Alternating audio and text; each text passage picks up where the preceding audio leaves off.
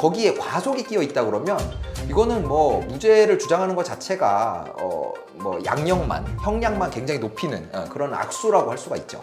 사고 상황을 봤을 때 피해자의 과실이 크다라고 했을 때는 과도한 형사합의금을 요구했다가는 그렇죠.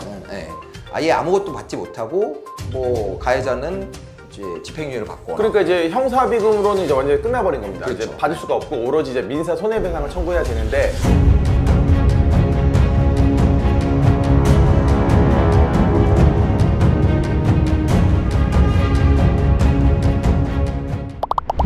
자, 이 사고는 이 카드로 올라가는 영상 꼭 한번 보고 오셔야 됩니다. 최근에 저희가 이제 변호사님이 겪었던 좀 이제 황당한 사례를 말씀드렸던 거에 대한 그 케이스에 어떻게 보면 실질적 사례가 될 수 있는 이야기예요. 택시 기사님이었는데 택시 기사가 이제 굉장히 빠르게 달리다가 무단횡단하는 사람을 충격을 했습니다. 50km 제한 속도에서 81km, 그러니까 20km, 12대 중과실의 요건이 되는 20km를 상회한 속도였는데요. 다만 이제 피해자를 과연 피할 수 있었느냐, 이게 갑자기 뛰어든 거 아니냐 해서 무죄를 주장할 수도 있지 않냐라고 이제 생각을 할 수 있는데, 문제는 가해 운전자가 제한 속도를 위반한 거죠. 이제 거기서 이제 시작이 됩니다. 무단횡단 사고 중에서 무죄를 다투는 사건들은 도저히 뭐 사람이 튀어나올 거라고 예상할 수 없는 곳, 가령 예를 들면 자동차 전용도로, 고속도로 이런 데서 사고가 나면 그러면 무죄가 나오긴 하지만 일반적인 무단횡단 사고에서는 무죄가 나오는 경우가 잘 없어요. 드물어요. 그나마 요즘은 그래도 운전자의 입장을 고려해서 무죄가 나오는, 도저히 피할 수 없는 사고다라고 하면 무죄가 나오는 케이스도 있지만 잘 없는데, 근데 거기에 과속이 끼어 있다 그러면 이거는 뭐 무죄를 주장하는 것 자체가 뭐 형량만 굉장히 높이는 그런 악수라고 할 수가 있죠. 그러니까 이제 불가능한 건 아니에요. 제한 속도를 위반한 게 있더라도 무죄가 불가능한 건 아닐 수도 있는데, 요건상 교통사고 처리 특례법 12대 중과실에 20km 제한 속도를 초과한 상태에서 사람을 사상에 이르게 되면, 뭐 피해자가 다치거나 사망을 하게 되면 교통사고 처리 특례법 위반으로 처벌을 하게 되는데, 그 요건이 성립이 됨에도 단지 무단횡단이었다는 이유만으로 이제 무죄를 주장하는 건 굉장히 위험하다는 거죠. 그러니까 비슷한 사례가 있었는데 치매 환자이신 분이 자전거를 끌고 왕복 8차로 이상 되는 도로의 가장 갓길을 그냥 도로를 걷고 있었어요. 걷고 있었는데 그 도로가 어떤 상태였었냐면 오른쪽에 보행자 도로가 없어요.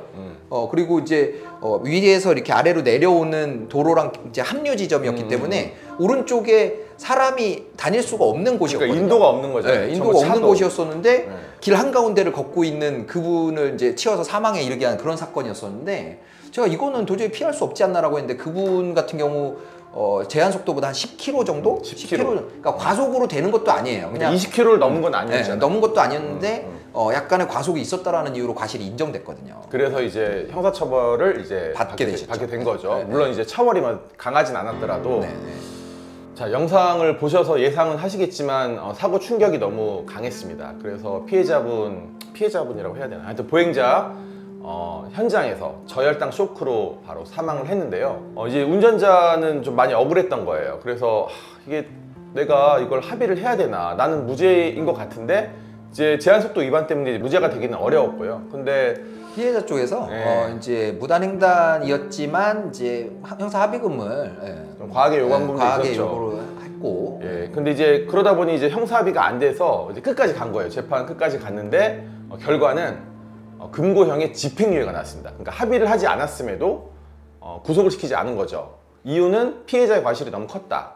그러니까 이제 합의를 하지 않았음에도 집행유예가 나왔던 이제 사건인 거죠. 그렇죠. 운이 좋았던 거죠. 운이 좋았던 사건이고, 사실 이제 교통사고에서 여러 가지 양형 요소 중에 피해자의 과실이라는 부분도 반영이 되거든요. 그래서 피해자 쪽 과실이 큰 사고 같은 경우에는 형사 합의를 못 본다고 해도 집행유예를 받거나 벌금형을 받는 경우들이 종종 있어요. 그래서 사고 상황을 봤을 때 피해자의 과실이 크다라고 했을 때는 과도한 형사 합의금을 요구했다가는 그렇죠.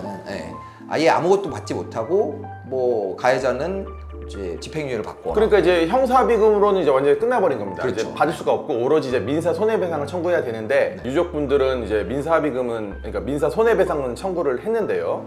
이제 사망사고의 경우는 일실수익, 그다음에 장례비, 그다음에 위자료 이 세 가지 항목이 인정이 됩니다. 근데 이제 장례비는 이제 통상 이제 500만 원 인정이 되고 위자료는 사망 사건이기 때문에 이제 1억 정도를 청구를 했는데 일실 수익 같은 경우는 이분이 이제 당시에 지금 이제 가동 연한이 65세입니다. 근데 이제 이 사고가 있었을 당시는 60세인데요.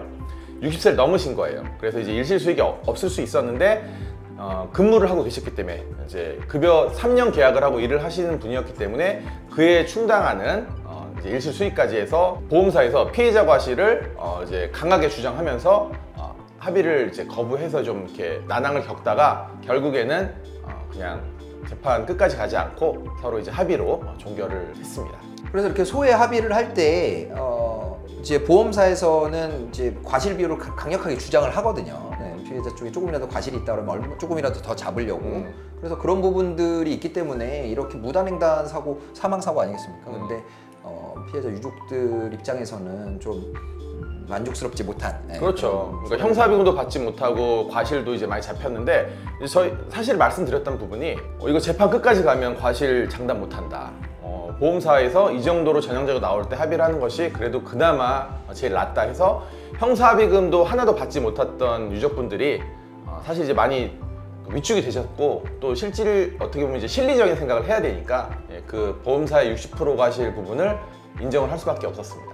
그래서 그 전 영상하고 이 영상하고 합쳐서 말씀드리면 과속이 있으면 아무리 무단횡단 사고라고 해도 무죄 주장하는 거는 사실 위험합니다. 네, 위험하고 또 피해자 입장에서 봤을 때는 무단횡단 사고 같은 경우는 피해자 과실이 큰 부분이기 때문에 그렇죠. 과도한 형사합의금을 요구했을 때는 형사합의가 없어도 뭐 벌금이나 집행유예가 나올 수 있다는 걸 염두에 두고 사건을 진행하시는 게 그러니까 양측 다 보고 싶은 것만 보고 듣고 싶은 것만 듣지 마시고 좀 현실적인 판단, 실리적인 판단을 꼭 하셔야 된다는 말씀 드리고 싶습니다. 자, 오늘도 안전운전 하시고요. 혹시 사고가 발생한다면 본모법인 LKS 이기루 병사 잊지 마시고요. 구독, 좋아요, 알림 설정 꼭 부탁드립니다.